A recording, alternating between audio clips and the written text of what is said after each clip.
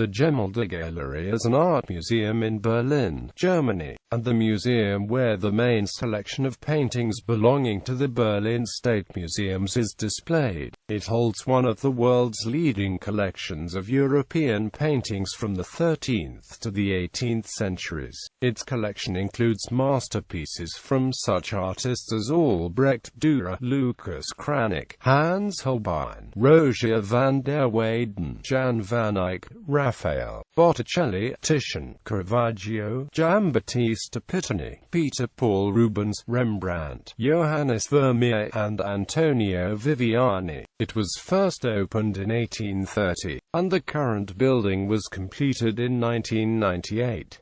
It is located in the Kulturforum Museum district west of Potsdamer Platz.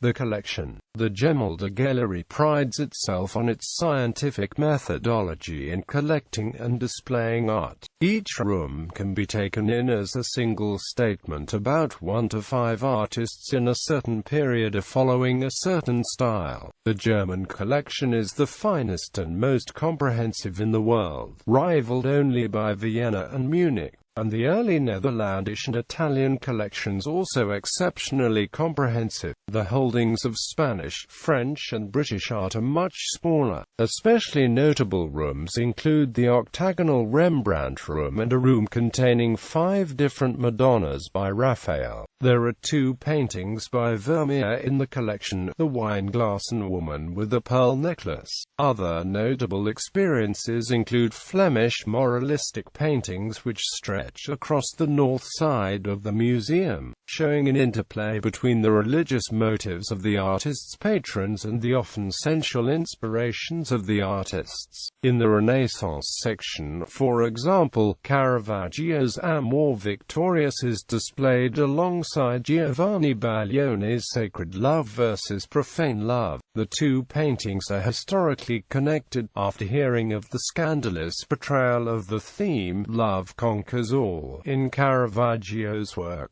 a Roman bishop commissioned Baglione's reply, which mimics Caravaggio's style, including the features of Amor. The building, the current gallery, sits in the southwest corner of the Kulturforum, a modern-styled answer to the old museum's Insel. The gallery was designed by Munich architects Heinz Hilmer and Christoph Sattler. The building consists of 72 rooms providing a 2-kilometer floor. Upstairs the rooms flow around a large central hall, described by the museum as a meditation hall. The hall sometimes displays sculpture, but is mostly empty, allowing easy crossing between rooms, and somewhere for school parties to sit. There are also works downstairs, a gallery devoted to frames, and a digital gallery. The collection is arranged more or less chronologically, starting from the entrance and moving toward the farthest room. However, there are many doors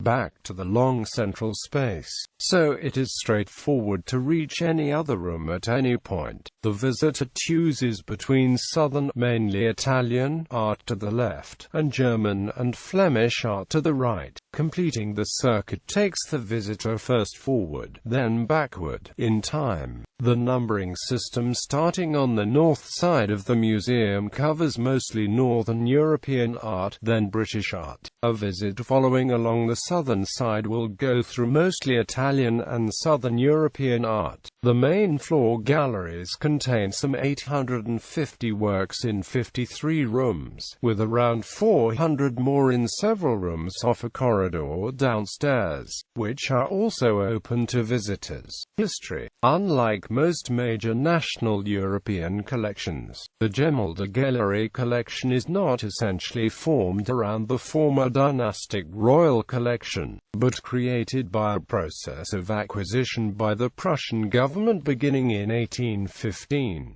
For the first, the museum was intended to reflect the full range of European art, giving a different emphasis from that of older royal collections, including the Royal Collection of Saxony, now mostly in the Gemäldegalerie Alter Meister in Dresden, the finest German princely collection, which like other royal collections is strongest in Italian art. The collection was first opened to the public in 1830, on completion of construction of the Royal Museum, now called the Altes Museum, designed by Carl Friedrich Schenkel and sited by the Lust Garden opposite the Royal Palace on the other side of Unter den Linden. The paintings occupied the upper floor with the collection of antiquities on the lower. At this point the collection contained nearly 1,200 paintings, with a core of 160 from the 17th century collection of Marchese Vincenzo Giustiniani, bought in Paris in 1815.